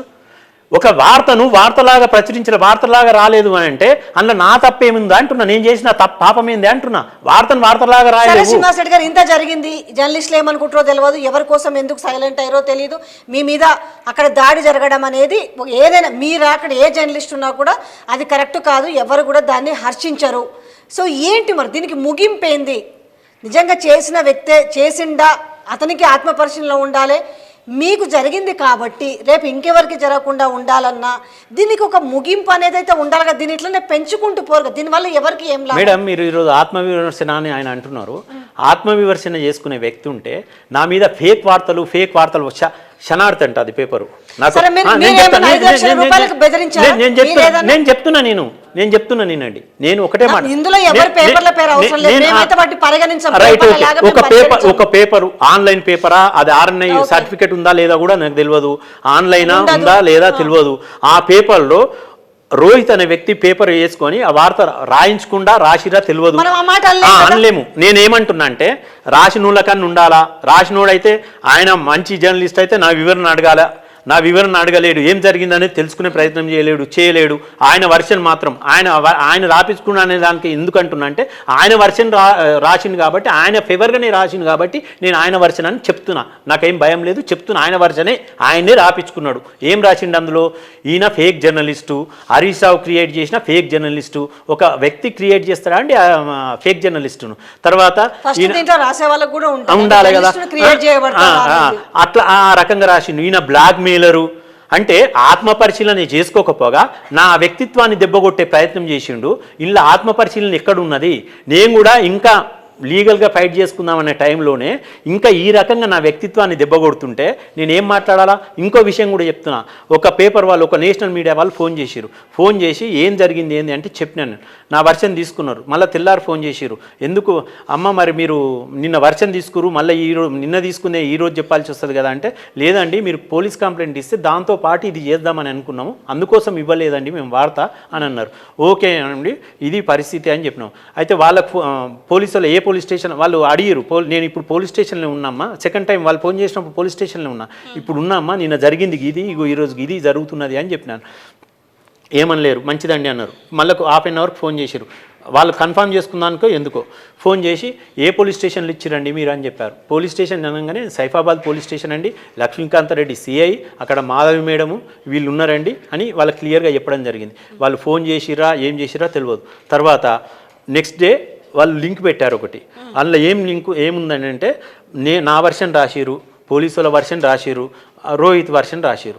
రోహిత్ వర్షన్ ఏం రాసిరు అంటే నేను అడిగాను, రోహిత్ మాట్లాడిండా హనుమంతరావు మాట్లాడిండా అనే దాని మీద అంటే వాళ్ళు ఎవరు మాట్లాడలేదండి, ఫోన్ చేస్తే ఎవరు మాట్లాడలేదు, వాళ్ళ మనుషులు ఫోన్ లేపిరు చాలాసార్లకు. ఫోన్ లేపి అది ఈ ఇష్యూ కాదండి, అది అంతా వేరే ఇష్యూ ఉంది, ఫైనాన్షియల్ మ్యాటరు, 5 lakhsకి సంబంధించిన అంశం అని చెప్పారు అని చెప్పారు. నాకు తెలుసు ఆయన ఏం మాట్లాడతాడు ఏదైనా. నేను అందుకే అడిగిన ఎవరు మాట్లాడినా. నాకు తెలుసు ఆయన పక్కకుంటారు, ఏ రకంగా మనిషిని క్యారెక్టరు ఏ రకంగా దెబ్బ కొడతారో రాజకీయంగా నాకు ఈ విషయం అంతా చేస్తారా అంటే మీరు అడిగినట్లుగా కానీ బ్లాక్ మెయిల్ చేసినట్టుగా కానీ ఏమన్నా ప్రూఫ్స్ ఉంటే బయట పెట్టండి అని మీరు ఇప్పుడు ఈ మీడియా వేదికగా ఏమన్నా డిమాండ్ చేస్తారా? 100% చేస్తాను. నేను ఈ రోజు నేను చెప్తున్నాను, మీరు అడిగిరు కాబట్టి చెప్తున్నాను. నేను ఇప్పటివరకు తప్పు చేయలే. ఎవరమైనా పత్రిక ఫీల్డ్లో ఉన్నాం, నాది చిన్న పత్రిక గవర్నమెంట్ సపోర్ట్ ఉండదు, యాడ్స్ రావు, చిన్న పత్రిక నడవాలా, ఎంప్లాయీస్ నడిపించుకోవాలంటే యాడ్స్ మీదనే డిపెండ్. మీకు తెలియంది కాదు, నాకు తెలియంది కాదు, యాడ్స్ మీదనే. యాడ్స్ కూడా నేను ఫస్ట్ ఎవరిని అడిగినా చెప్తారు, ఏ ఎమ్మెల్యేని అడిగినా చెప్తారు, ఏ జర్నలిస్ట్ని అడిగినా చెప్తారు. నేను ఫస్ట్ వాళ్ళకి సర్వీస్ చేస్తాను. సర్వీస్ చేసే యాడ్స్ అంటే వాళ్ళ లీడర్ల బర్త్డేలు ఉన్నప్పుడు వాళ్ళకి సంబంధించిన వాళ్ళు ఎంత ఇస్తే అంత తీసుకునేమే ఉంటుంది, డిమాండ్ కూడా ఉన్నది. అంత అనేది డిమాండ్ కూడా ఉండదు. అందులో ఇంకో విషయం కూడా చెప్తున్నా, 10 సార్లు వేస్తే 10 సార్లు ఇయ్యని వాళ్ళు ఉంటారు, 11వ ఇచ్చిన వాళ్ళు ఉంటారు. అరే క్యాలెండర్లు వేసుకుంటే ఈ రకంగా ఫీల్డ్ నడవాలంటే ఈ రకంగా. కానీ నేను ఇప్పటికీ చెప్తున్నా, ఇంతమంది ఎమ్మెల్యే 2 టర్మ్స్లో 11 నుంచి ఎంతమంది ఎమ్మెల్యే ఉద్యమకాలం కన్నా ముందు నుంచి కూడా, ఉద్యమకాలం అప్పటి నుంచి కూడా ఎంతమంది ఎమ్మెల్యేలు ఉన్నారు, ఎవరినన్నా అడగండి, మీకు కూడా పరిచయాలు ఉంటాయి. ఎన్నడన్నా ఆయన ఒక్క వ్యక్తిని డిమాండ్ చేసిండా అని అడగండి. నా పరిస్థితి బాగలేకపోతే నేను కరోనా టైంలో కూడా హరీష్ రావు గారికి డైరెక్ట్ పెట్టుకున్నా తప్పించి నేను అప్పుడు కూడా చెప్పిన ఏదైనా అమ్ముకొని ఇది చేసుకుంటా తప్పించి నాకు బెడ్ ఇప్పియండి అనే చెప్పుకున్నా. తర్వాత నా పరిస్థితి ఏం లేదని తెలిసి పాపం వాళ్ళే డబ్బులు పే చేసుకున్నారు. ఆ విషయం కూడా చెప్తున్నా, ఉన్న విషయం చెప్పాలి కాబట్టి చెప్తున్నా. నేను ఆ రోజు డిమాండ్ చేసింది ఒకటే, నాకు బెడ్ ఇప్పియండి అపోలో. అప్పుడు అపోలోలో కొంత సేవ చేస్తున్నారు అనేది కాన్ఫిడెన్స్ తోటి అపోలోలో ఇప్పియండి అన్న నాకు బెడ్, మీరు రూపాయి హెల్ప్ చేయకుండా అని కోరిన తర్వాత కూడా వాళ్ళు నా ఫైనాన్షియల్ పొజిషన్ అర్థం చేసుకొని వాళ్ళు ఎంక్వైరీ చేసుకున్నారా, ఏం చేసుకున్నారా, నా పరిస్థితి ఏందనేది తెలుసుకున్నారా, తెలుసుకొని వాళ్ళు నేను బతికితే చాలు అన్నట్టు, నువ్వు టెన్షన్ పడి డబ్బుల కోసం టెన్షన్ పడి ఆరోగ్యం ఖరాబ్ చేసుకోకు, నువ్వు బతికి బయటకు రా, డబ్బులు నిన్ను ఎవరు అడగరు, మేమే ఇది చేసుకుంటాము, నువ్వు డబ్బుల గురించి ఆలోచించకన్నారు. వాళ్ళు కూడా డబ్బులు ఎప్పుడు హాస్పిటల్లో కూడా అడగలే. అది హరీష్ అన్న పే చేసుకొని ఆ రకంగా జరిగింది. అంటే నా వ్యక్తిత్వం, నేను డిమాండ్ చేసే వ్యక్తిని కానీ నేను చెప్పేది నేను బ్లాక్ మెయిలరు లేకపోతే డిమాండ్ చేసే వ్యక్తిని అయితే నన్ను ఎవరు దగ్గర తీయరండి. ఈ రోజు వరకు కూడా నేను ఫస్ట్ నుంచి అప్పటి నుంచి ఉన్న రిలేషన్ ఏ రకంగా ఉందో, ఇప్పుడు వాళ్ళు ఎమ్మెల్యేలో ఓడిపోయినా ఇప్పటికీ అదే పేరు అదే ఇది ఉంటుంది తప్పించి ఇంకోటి ఉండదు. ఇది జరుగుతున్న విషయం. ఇంకోటి నేను ఈ సందర్భంగా చెప్తున్నా, నేను పోడగొట్టుకున్నది నా వంశపారంపర్యంగా వచ్చిన ల్యాండ్ పోడగొట్టుకున్నా, 12 ఎకరాల పొలం పోడగొట్టుకున్నా, మెదక్ల సెంటర్ల ఇల్లు పోడగొట్టుకున్నా. మీరు అడిగిన కంక్లూజన్ అంటే చెప్పాలి, మీరు అడిగినప్పుడు నేను చెప్పాలి కదా, నేను చెప్పాలమ్మా. చెప్పకపోతే వాళ్ళు కూడా వేరేపోతుంది. మీరు అడిగినప్పుడు నేను చెప్పాలా. నేను ఒకటే అడుగుతున్నా, ఈరోజు రోహిత్ కానీ, మైనంపల్లి హనుమంతరావు కానీ, ఇంకా ఎవరన్నా కానీ నా మీద అలిగేషన్ పెట్టే వ్యక్తులు రకరకాలుగా మాట్లాడుతున్నారు. నేను పొడగొట్టుకుంది ఏందో నా ఫ్రెండ్స్కి తెలుసు, నా సొసైటీకి తెలుసు, సమాజానికి తెలుసు, నా ఊళ్ళో తెలుసు, చుట్టుపక్కల అందరికీ తెలుసు. నేను ఏం యాటిట్యూడ్ చేస్తుంటే, ఏం యాక్టివిటీస్ చేస్తుంటే. నేను అప్పుడు ఆ రోజులలో నేను యాజిటేషన్ చేస్తున్నా అంటే, అరే వీని దగ్గర 10,000 జమైనారు యాజిటేషన్ చేస్తున్నా అనే టాక్ అక్కడ. అంటే నేను చెప్తున్నా, నేను ఎట్లా అంటే నేను సర్టిఫై చేసుకున్నాను. నేను మొత్తం 12 ఎకరాలు పోడగొట్టుకున్నా, మెదక్లో ఇల్లు పోడగొట్టుకున్నా. ఈ రోజు రోడ్డు మీద ఉంది నేను 4 ఎంప్లాయీస్ పెట్టుకుని నడిపించుకున్నాను. ఈ రోజు ఫుల్ స్టాప్. నా వ్యక్తిత్వాన్ని దెబ్బతీసిన వ్యక్తిని నేను వదలను, గుర్తుపెట్టుకోండి మీరు. నేను చెప్తున్నాను, నేను సైలెంట్గా పోని పిల్లగాడు అని అనుకున్నా, కానీ పెరుగుతూ ఉన్నది. నా వ్యక్తిత్వాన్ని దెబ్బ కొట్టే ప్రయత్నం దెబ్బ కొడుతున్నాడు కూడా. పత్రికలు వచ్చింది, ఎవరెవరితో ఏం మాట్లాడుతున్నో కూడా తెలుసు. నా వ్యక్తిత్వాన్ని దెబ్బ కొట్టిండు. నేను ఈరోజు ఒకటే మీ వేదిక ద్వారా డిమాండ్ చేస్తున్నా, హనుమంతరావు కొడుకు కానీ, రైట్, నీవు అక్రమంగా సంపాదించినవా, నేను అక్రమంగా సంపాదించిన దేవుని మీద, నేను నమ్మే దేవుని మీద నువ్వు గుళ్ళు కడుతుంటావు కదా, హైలైట్ చేస్తుంటావు కదా, గుళ్ళ మీద నువ్వు నమ్మిన దేవుని మీద నువ్వు ప్రమాణం చేయి, నేను ప్రమాణం చేస్తా. నీ ఆస్తులు ఆ రోజు ఎంత, నువ్వు కొరివిపల్లిలో ఉన్న ఆస్తి ఎంత, నువ్వు ఇప్పుడు ఈ అల్వాల్గా వచ్చిన ఆస్తి ఎంత, ఇప్పుడు కుత్బుల్లాపూర్ దూలపల్లి ఉన్న ఆస్తి ఎంత, అప్పటికే నీ ఆస్తి ఏంది. సరే, నీ వెనుక నేను కొద్దిగా 5-10 ఏళ్ళ డిఫరెన్సే కావచ్చు, నా ఆస్తి ఏంది, బేర్ చేయి అంటున్నా. నేను ఈరోజు బేర్ చేయి. నేను ఒకటి చెప్తున్నా, నేను ఇంకో విషయం కూడా చెప్తున్నా. ఇట్లాంటి వ్యక్తుల ద్వారా మెదక్ ప్రజలకు కూడా నమ్మించే ప్రయత్నం చేసిరు. నేను చేసింది ఏం తెలుసా, నాకు ఆల్టో 800 కారు, నేను పొలం ఉన్నప్పుడు, నాకు అగ్రికల్చర్ ఉన్నప్పటి నుంచి 2012లో తీసుకున్న కారు, సిఎన్జి కారు. నాకు బ్యాక్ పెయిన్, డాక్టర్లు అడ్వైజ్ చేసిరు, బైక్ మీద బాగా తిరిగేది నేను, అడ్వైజ్ చేసిరు, నీకు రెస్ట్ అంటే ఒకటి అయితే బస్సు తిరగాల, లేకపోతే కారు. కానీ నువ్వు బైక్ మీద తిరిగితే మాత్రం ఎవరు ఏం చేయలేరు అని అంటే, నేను అప్పుడున్న పరిస్థితులలో కారు తీసుకున్నాను. అప్పటికి మారుతి కారు ఉండే, సెకండ్ హ్యాండ్ తీసుకున్నాను. అది సర్వీస్ అయిపోయిందని సెకండ్ హ్యాండ్ సిఎన్జి కారు తీసుకున్నాను. నేను పెట్రోల్ పోసే స్తోమత ఉండదని సిఎన్జి, నాకు మైలేజ్, బైక్ మెయింటెనెన్స్ వస్తుందని తీసుకున్నాను. 2012లో తీసుకున్నాను. ఈరోజు 2,40,000 పైగా తిరిగింది. చాలామంది ఏమంటారంటే 70-80 వేలకే క్లోజ్ అయినాయి, 1,20,000 క్లోజ్ అయినాయి. ఇది హైయెస్ట్. నేను service correct time to time maintain చేసుకుంటే నాకు అది వచ్చింది. నేను కాపాడుకోవాలనే ఉద్దేశంతో మెకానిక్ కూడా ఏం అడ్వైజ్ చేసిందంటే, ఇది ఎప్పుడు దుకాణం పెట్టేది తెలియదు, నువ్వు బాగా టూల్ పోతావు, ఇది నీకు నడవదు, ఇక్కడ సిటీలనే నడిపించుకో, ఎక్కువ లాంగ్ పని చేయదంటే, నేను ఎట్లా దాని సర్వీస్ అయిపోతుంది, ఒక వెహికల్ కొందామనే ప్రయత్నంలో చిట్టీలు వేసుకొని అయ్యా అప్ప అనుకొని ఫ్రెండ్స్ దగ్గర చిట్టీలు లేపుకొని సరిపోకపోతే ఇన్స్టాల్మెంట్లో జమ చేసుకొని ఇన్స్టాల్మెంట్లో తీసుకున్నా. దానికి కూడా ఒక్కొక్కడు ఒక్కొక్క రకంగా మాట్లాడుతున్నారు. కారు ఎట్లా వస్తుంది, ఆ కారు కూడా నాకు టైం ఉన్నప్పుడు తిరగాల. మళ్ళీ నేను టూర్స్ పోయినప్పుడు ఇన్నోవా కారు, నేను టూర్స్ పోయేటప్పుడు నేను నలుగురితో అయ్యా అప్ప అనుకుంటా, నేను ఖర్చుల్లో తీసుకునే విధంగా, కిరాయిలు పోయే విధంగా, కిరాయిలు మీన్స్ నేను నా ఫ్రెండ్స్ సర్కిల్. అంటే నేను చెప్తున్నా, నేను ఇంతకన్నా మిక్కిలి 100% నేను చెప్తున్నా. నేను వార్నింగ్ కాదమ్మా, నేను వార్నింగ్ కాదు, నేను ఉన్నది చెప్తున్నా. నీవు నిజాయితీ పరును అయితే, లేకపోతే నీవు ఏదైతే నా మీద అలిగేషన్స్ పెట్టినవో అలిగేషన్స్కు బేషరతుగా క్షమాపణ చెప్తావా. నేను ఈయన మీద చెప్పింది ఫేక్ జర్నలిస్ట్ అని చెప్పింది తప్పు. నేను ఏమన్నాడు, ఇంకా బ్లాక్ మెయిలర్ అని చెప్పిండు, ఆ బ్లాక్ మెయిలర్ అనేది తప్పు అని బేషరతుగా సమాధానం చెప్తావా. ఇదే టీవీలో చెప్తావా, నువ్వు ఎక్కడ చెప్తావో, ఏ వేదిక ద్వారా చెప్తావో చెప్పు. అప్పటిదాకా నేను వినే పరిస్థితే లేదు. నేను లీగల్గా ఫైట్ చేస్తా. నాకు తెలుసు నా చావు దగ్గరకు వస్తుందని తెలుసు. హనుమంతరావు, రోహిత్, నేను చెప్తున్నా ఈ వేదిక ద్వారా, నేను 100% చెప్తున్నా, నా చావు దగ్గరకు వస్తుంది. నేను ఛాలెంజ్ చేస్తున్నా. నేను అయితే చావా రేవా నీ మీద లీగల్ ఫైట్ చేసి సాధిస్తానా, చస్తానా, ఇదే వేదిక ద్వారా చెప్తున్నా. రైట్, నువ్వా నేనా తేల్చుకుందాం. రైట్, నేను బ్లాక్ మెయిలర్ అయితే ఈ క్షణాన ఏది జరగాలన్నా జరుగుతుంది. దేవుడు నిర్ణయిస్తాడు, నువ్వు నిర్ణయించవు. నేను మంచోని అయ్యేపటికే 10 మంది ఆశీర్వదిస్తేనే కరోనా టైంలో చివరి దాకా పోయి అందరికి తెలుసు. నీ ఇప్పటికి చెప్తుంటారు నీ మంచితనమే నేను కాపాడిందని చెప్తుంటారు. నేను ఎన్ని సమస్యలకి వెళ్ళి బయటపడ్డా, సంతగా బయటపడ్డా, కానీ నా మంచితనమే బయటపడ్డా. ఛాలెంజ్ చేస్తున్నా వాళ్ళకు. వద్దొద్దు, ఇక్కడ పెంచుకుంటూ పోతా ఉంటారు. వ్యక్తిత్వం ఉన్నోనికి ఏమంటేనే బాధ అనిపిస్తుంది.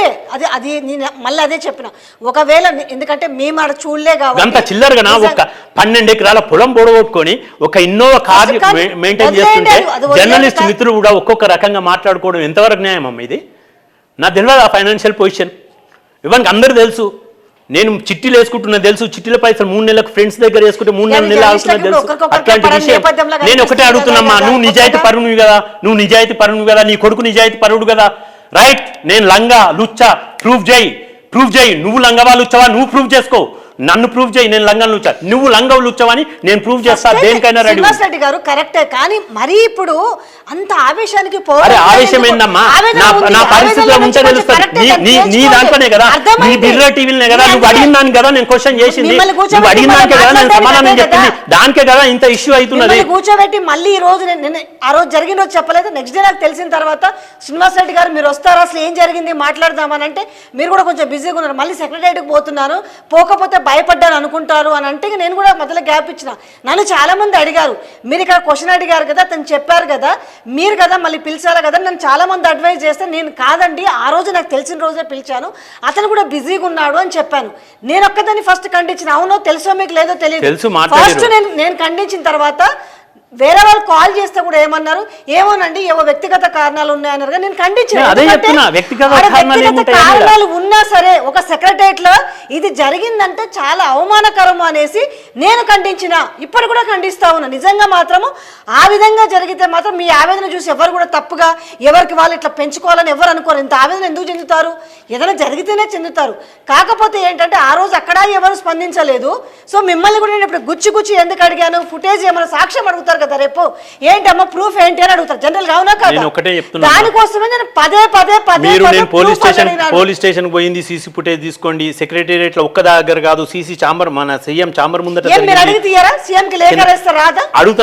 అడుగుతాను. ఇప్పుడు అడుగుతాను నేను, ఎందుకంటే పోలీస్ స్టేషన్ లో న్యాయం జరుగుతలేదు కాబట్టి రేపు నేను రేవంత్ రెడ్డి గారు మనసులో ఎవరైతే ఉన్నారో జర్నలిస్ట్ మిత్రులు వారి దగ్గర ఉన్నారో వాళ్ళకి ఆల్రెడీ చెప్పాను, చూడండి అన్న ఆ సీసీ ఫుటేజ్ అన్న ప్రయత్నం చేయండి. నేను తప్పు చేస్తే ఏందో ఎవరిది తప్పు ఎవరిది ఒప్పు అనేది తేలుతుంది కదా అని అంటే చాలామంది మిత్రులు ఏమన్నారు, రూలింగ్ గవర్నమెంట్ రూలింగ్ ఎమ్మెల్యే నువ్వు తెలిసి అడుగుతున్నావా తెలియక అడుగుతున్నావా అని అడిగారు. నేను ఏం చేయాలి చెప్పండి? నేను చెప్తున్నాను, నేను అంటే వాళ్ళని తప్పు పట్టడానికి లేదు, జరిగిన విషయం చెప్తున్నా. నేను అందుకోసం ఏం చేసిన పోలీస్ స్టేషన్ పోయినా, పోలీస్ స్టేషన్ ద్వారా పోతే ఇవన్నీ సీసీ ఫుటేజ్ బయటపడతాయనే కదా పోయింది, ఇవన్నీ తేలుతాయనే కదా. అక్కడ జరుగుతలేదు. నేను రేపు కోర్టుకు పోతా, జర్నలిస్టులు కూడా నాకు కూడా తెలియదు. నేను జర్నలిస్టులు భయపడుతున్నారంటే సోకాళ్ళు జర్నలిస్టులు అనే వాళ్ళు పాలసీస్ పరంగా కాకుండా వ్యక్తిగత దూషణలు చేసినప్పుడు రూలింగ్ గవర్నమెంట్ ఏం దాడులు చేపించి ఎవరిని మెడలు పట్టుకొని లాక్కొచ్చారు? ఇంకోటమ్మా, మీరు వ్యక్తిగత దూషణలు అన్నారు కాబట్టి నేను చెప్తున్నా, చాలామంది డిబేట్లో మాట్లాడినప్పుడు నువ్వు అసలు పాయింట్ మర్చిపోయినావు, చాలా ఉన్నాయి ఇంకా అయినాయి అని చెప్పారు. ఆ విషయాలు కనుక నేను చెప్తే నేను ఆయన చిల్లరగాడు అయినంత మాత్రం నేను చిల్లరగాని కాదు. ఆ విషయాలు రేపు ఇంకా నువ్వు ఎంత చెప్పుకుంటూ పోతావో, నువ్వు రేపు ఎంత చెప్పుకుంటూ పోతావో, నా వ్యక్తిత్వాన్ని ఎంత దెబ్బతీయాలని ప్రయత్నం చేస్తుంటావో నేను నీ 1 by 1 అన్ని తీసుకొస్తుంటా. నేను ఇప్పుడు చెప్తున్నాను, ఎవరికైనా కూడా ఇదే మంచి పరిణామం. ఎవరికైనా కూడా ఇంట్లో వాళ్ళని కాదు, వ్యక్తిగత దూషణలు కాదు, పాలసీస్ పరంగా ఏమొస్తాయో ఆ పాలసీ. హరీష్ రావు గారు నన్ను కాపాడితే నువ్వు హరీష్ రావు గారిని తప్పు పడతావా? హరీష్ రావు క్రియేట్ చేసిన ఫేక్ జర్నలిస్ట్ అంటావా? హరీష్ రావు గారు నన్ను ఎప్పుడు కాపాడిరండి? కరోనా టైంలో కాపాడు. నాకు 2011 నుంచి ఉన్నది, 11 నుంచి అక్రిడేషన్ కార్డు ఉంది. మెదక్ జిల్లాలో 94-96లో అక్రిడేషన్ కార్డు ఉన్నది. నువ్వు కాపాడవు. నువ్వు ఏమున్నా సోషల్ సర్వీస్ పేరు మీద నువ్వేం చేస్తావు ఏందో యాటిట్యూడ్ అందరూ తెలుసు, మెదక్ ప్రజలకు తెలుసు. నువ్వు ఎట్లా ఎంటర్ అవుతున్నావు మెదక్లో, నువ్వు మళ్ళీ సిటీకి ఎట్లా వస్తున్నావో అందరికి తెలుసు.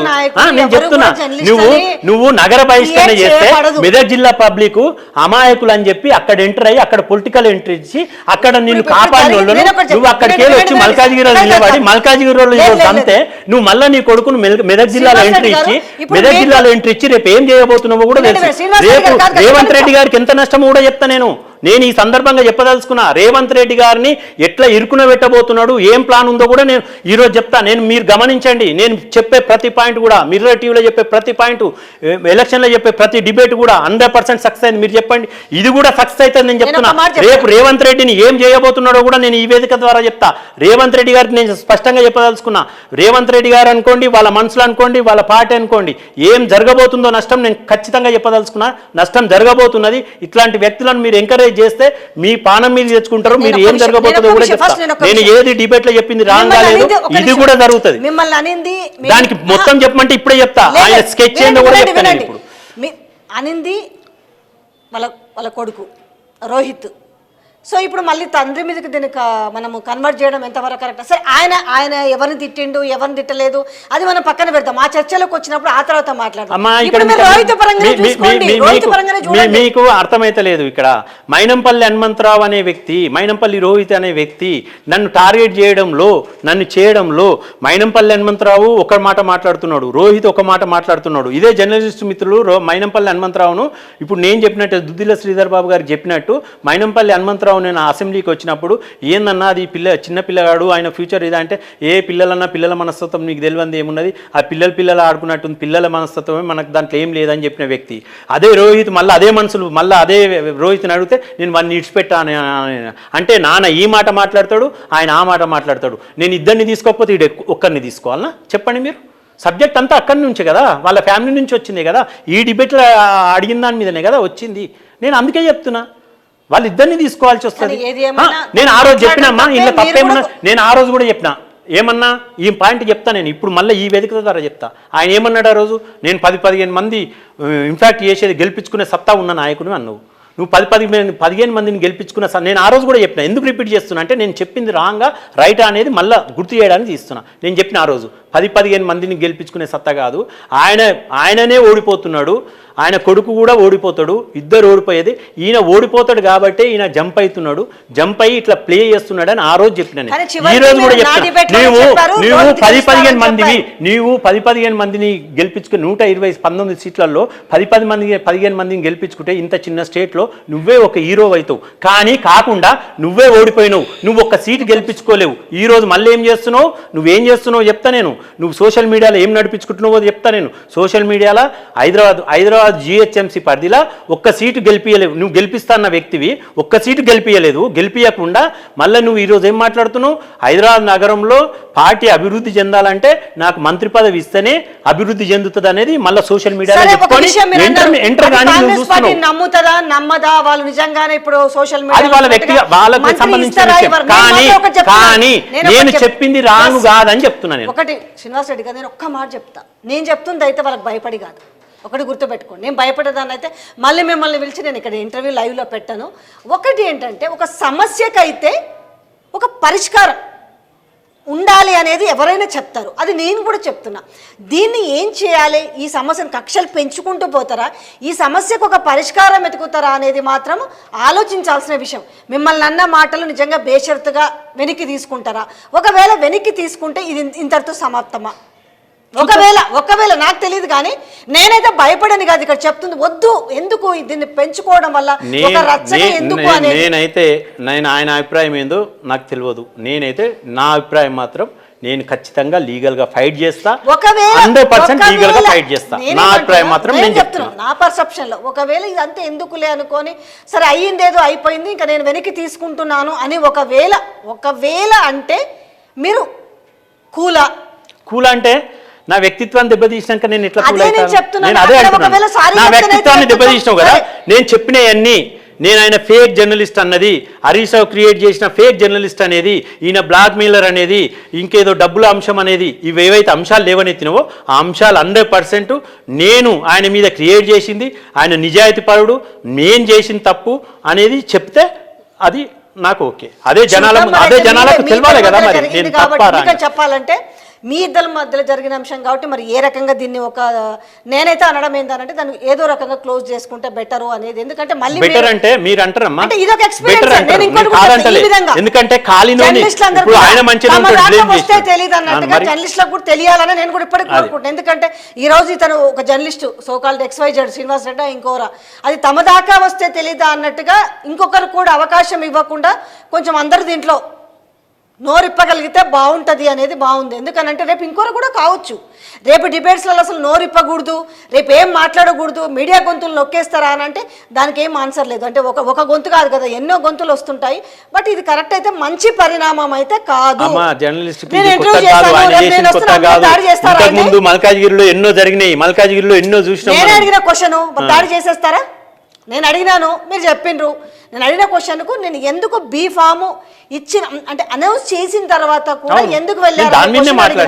రేపు ఇక్కడి నుంచి మొదలైంది ప్రశ్న, మొదలైంది, మీరు జవాబు చెప్పారు కదా. ఇక రేపు అంటే ఎవరిదైతే అంటే వాళ్ళు కొడతారు, తిడతారు, బెదిరిస్తారు అనే భయం ఉంటే అసలు ఇంటర్వ్యూలు చేయలేము, ఛానల్ నడపలేము. నేను పొరపాటున, నేను మనిషినే, నాది పొరపాటు మాట్లాడితే అదే డిబేట్ పెట్టు, డిబేట్లో నువ్వు మాట్లాడిన తప్పని చెప్పు, నా తప్పైతే నేను తప్పని ఒప్పుకుంటా అని కూడా చెప్పినా. నేను క్లియర్గా చెప్పినా నేను ఆ విషయం. నేను కూడా ఇప్పుడు కూడా అదే కదా, ఆయనకు ఛాయిస్ ఇయ్యక కాదు కదా, ఛాయిస్ ఇచ్చి మాట్లాడిన తర్వాత కూడా ఆయన ఇంకా నా వ్యక్తిత్వాన్ని దెబ్బతీయడానికి, అంటే నీకు డబ్బు ఉన్నది కాబట్టి ఇక డబ్బు లేనివాడిని ఏ రకంగా వ్యక్తిత్వాన్ని దెబ్బతీస్తే పడుకుంటూ ఉండాలి. ఒకవేళ వాళ్ళు సారీ చెప్పితే దీన్ని క్లోజ్ చేసుకుంటే ఒక ప్రశాంతంగా, నేను సారీతో సరిపోదమ్మా. నన్ను ఏదైతే వ్యక్తిత్వాన్ని దెబ్బకొట్టిండో, ఫేక్ జర్నలిస్ట్ అన్నాడు, హరీష్ రావు క్రియేట్ చేసిన ఫేక్ జర్నలిస్ట్ అన్నాడు, నేను బ్లాక్ మెయిలర్ అన్నాడు, నేను డబ్బులకు సంబంధించిన అంశం అన్నాడు, అదంతా తప్పు. ఆయన నా నిజాయితీ గల వ్యక్తి లేదు, ఆయన ఇప్పుడు అవే సాక్ష్యాలు ఉన్నాయనుకో, నా తప్పని ప్రూఫ్ చేయి. రైట్, ఇదే డిబేట్లో ప్రూఫ్ చేయి, నేను కాదంటలే, ప్రూఫ్ చేయి. నేను ఇది నేను బేషరత్గా ఇవి తప్పు అని ఒప్పుకొని సారీ చెప్తే మీరు అన్నట్టు అందరు ఒపీనియన్. నేనైతే ప్రశాంతంగానే ముగియాలని కోరుకుంటున్నాను. ఎందుకంటే రెచ్చగొట్టే ధోరణులు ఎవరికి వద్దని మీ ఆవేదన అర్థం చేసుకున్నాము. నిజంగా మీ ఇద్దరి మధ్యలో జరిగింది, కొంత ప్రశాంతంగా ముగియాలని నేను కూడా కోరుకుంటున్నాను. వద్దు రెచ్చగొట్టుకోకూడదని అనుకుంటున్నాను. నేనైతే అర్థమవుతుంది మీ ఆవేదన కూడా. ఓకే అండి, thank you. Okay, thank you.